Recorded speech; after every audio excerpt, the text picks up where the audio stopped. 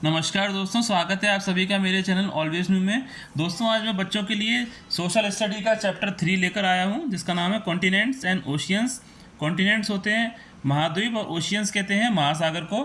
बच्चों let's begin करते हैं। Shweta is very excited today. Shweta बहुत एक्साइटेड है। Teacher has shown her model of the earth का मॉडल दिखाया। She called it a globe, उसको ग्लोब कहते हैं। The globe clearly showed them how our earth is a sphere.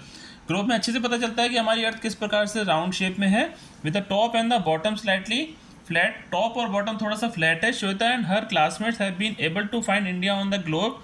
Globe पर देख सकते हैं वो इंडिया को। They notice that the globe is mostly covered with water, water से घिरा हुआ। Cover about 1/4 of its covered by land, और 1/4 हिस्सा जमीन से घिरा हुआ है। That's why the earth is called a blue planet, इस वजह से अर्थ को ब्लू प्लैनेट कहते हैं। Their teacher explain to them, उनकी टीचर ने उनको अच्छे से एक्सप्लेन किया। Have you ever seen a globe, कभी तुमने ग्लोब को देखा है। Have you been able to find India on the globe, कभी तुमने इंडिया को ढूंढने की कोशिश करी है ग्लोब में। Globe a model of the earth. In the previous chapter we read that the earth is a sphere like a huge orange. हमने पिछले चैप्टर में पढ़ा था कि हमारी जो अर्थ है वो एक बहुत ही बड़ा ऑरेंज का गोला है। इट हैज़ लैंड और वाटर से घिरा हुआ है। The water makes the water bodies, the land area makes the continent, और जो जमीन का हिस्सा है वो उपमहाद्वीप कहलाते हैं। Our earth is so big that we can see it all at one time. So to find different places on the earth we use a model of the earth. This model is called a globe, इस model को globe कहते हैं। Globe has all the water bodies and land areas marked on it. इस पर अच्छे से mark हैं globe पर, लैंड एरिया और वाटर का area. We can not show every town and city around the world on a single globe, हम एक सिंगल ग्लोब पर टाउन और सिटी को नहीं दर्शा सकते हैं। Also at a time we can see only half of the earth, हम एक समय पर केवल आधी पृथ्वी को देख सकते हैं ग्लोब में। Globes are mostly so huge that we can not carry, हम इसको कहीं पर भी ले जा नहीं सकते आसानी से, क्योंकि बहुत भारी और बड़ा होता है। टू अवॉइड, इस प्रॉब्लम को दूर करने के लिए हम मैप का यूज़ करते हैं। मैप इज़ अ ड्रॉन और printed representation of a part of the earth of whole it. Map can be big और स्मॉल, मैप छोटा बड़ा हो सकता है। Map are not round like, round नहीं होता ग्लोब की तरह, एकदम फ्लैट होता है। Map can show the whole earth और स्मॉल पार्ट ऑफ इट, उसमें अच्छे से छोटा पार्ट हम दिखा सकते हैं, but in great detail. Map are also easy to carry, map easy रहता है कैरी करने के लिए, इसको आसानी से कहीं पर भी ले जा सकते हैं। There are large maps that can be put up on the walls, बहुत बड़े मैप भी आते हैं जिनको हम दीवार पर चिपका सकते हैं। These are called wall maps, इनको वॉल मैप कहते हैं। We use map to locate places, हम मैप का यूज़ करते हैं स्थान को दिखाने के लिए, जगह को जाने के लिए। फाइंड डायरेक्शन, डायरेक्शन को पाने के लिए। एंड टू मेजर डिस्टेंस, और डिस्टेंस को नापने के लिए। And Atlas is the book of small maps, एक एटलस नाम की बुक होती है जिसको स्मॉल, उसमें मैप्स होते हैं। You can now find maps online, आजकल तुम ऑनलाइन भी गूगल पर मैप्स को देख सकते हो। Direction on a map, map की directions. Do you remember the 4 direction, क्या तुम जानते हो कि मैप की 4 डायरेक्शन होती हैं हमारी। They are north, south, east and west. ये चारों डायरेक्शन जो होती है, नॉर्थ होती है, साउथ होती है, ईस्ट होती है और वेस्ट होती है। ये हमारी चारों ही डायरेक्शन होती हैं बच्चों। आप देख सकते हैं, हमने यहाँ फोटो में देख सकते हैं मैप ऑफ सिटी, ये सिटी का मैप है। अगर हम सिटी के मैप की बात करते हैं तो इसमें हमको सारे एरिया पता चल जाएंगे, कौन सा एरिया किस जगह पर है। तो बच्चों किस तरह से आपको समझ में आ रहा है ये चैप्टर कॉन्टिनेंट्स एंड ओशियंस का, मुझे कमेंट में आप ज़रूर बताइएगा। अभी आगे का मैं कंप्लीट करता हूँ। आप यहाँ पर देख सकते हैं, इसमें एटलस नाम की बुक दिखाई गई है जिसमें मैप्स होते हैं सारे। इसमें हमको पता चलता है कि हमारी कौन सा स्थान किस जगह पर है। बच्चों आप अच्छे से पढ़ाई करना, और बहुत ही अच्छा चैप्टर है, बहुत ही इंटरेस्टिंग चैप्टर है। अच्छे से थोड़ा खेलिएगा और इसको अच्छे से चैप्टर को रीड भी करिएगा, स्टडी करिएगा। अभी मैं पूरी इसकी एक्सरसाइज भी आपको करके दिखाऊंगा। ट्रू फॉल्स भी हैं इसमें फिल इन द ब्लैंक्स भी हैं, इसमें क्वेश्चन आंसर्स भी हैं। बच्चों आपके लिए बहुत ही हेल्पफुल रहेगा। मैं अपनी कोशिश करता रहता हूँ कि अच्छे से आपको डिटेल कर सकूँ और आपको अच्छे से समझ में आए। तो अगर आपको कुछ भी पूछना हुआ करे तो कमेंट बॉक्स में मुझसे ज़रूर पूछा कीजिए, मैं आपके हर क्वेश्चंस का जवाब दूंगा।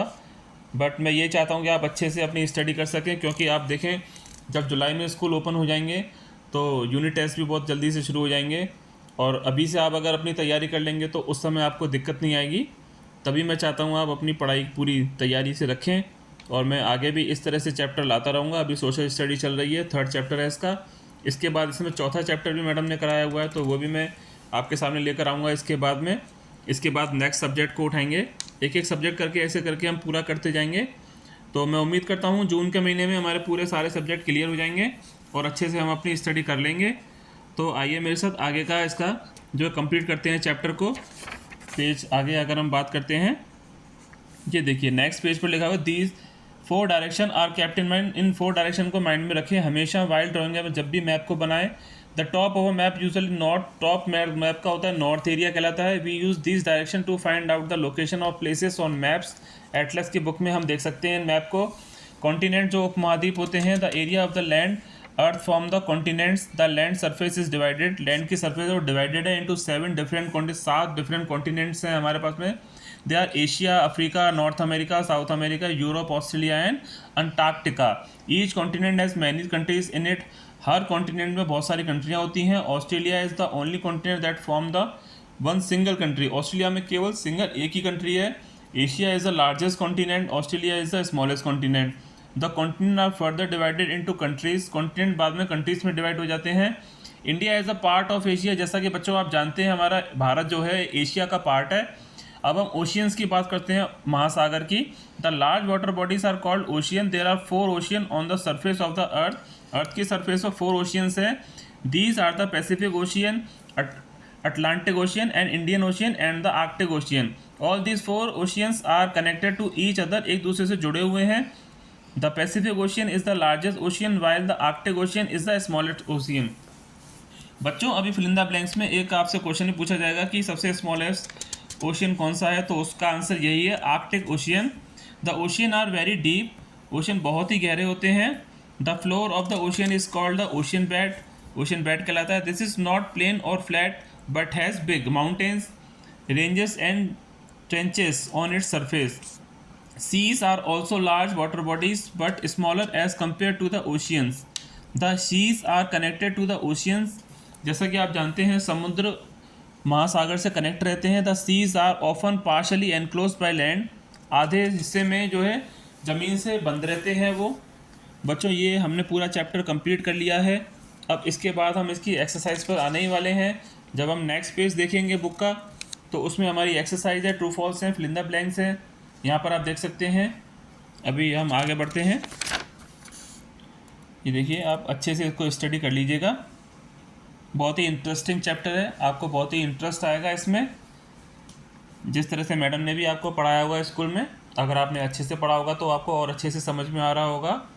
बस आप थोड़ा सा आप देखिए, इसमें बहुत ही अच्छा लग रहा है चैप्टर को पढ़ने में और इसकी एक्सरसाइज करने में। ये देखिए नेक्स्ट पेज पर फिल इन द ब्लैंक्स हैं। The dash is a small model of the अर्थ। जैसा कि अब मैं बच्चों आपको बताया था, इसका आंसर है globe. A dash is a drawn और प्रिंटेड रिप्रेजेंटेशन। इसका आंसर है मैप।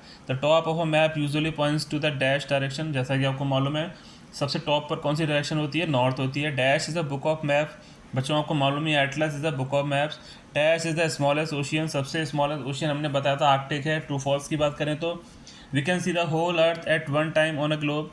जैसा कि हमको मालूम है कि इसका आंसर फॉल्स है। हम एक टाइम पर नहीं देख सकते ग्लोब में पूरी पृथ्वी को।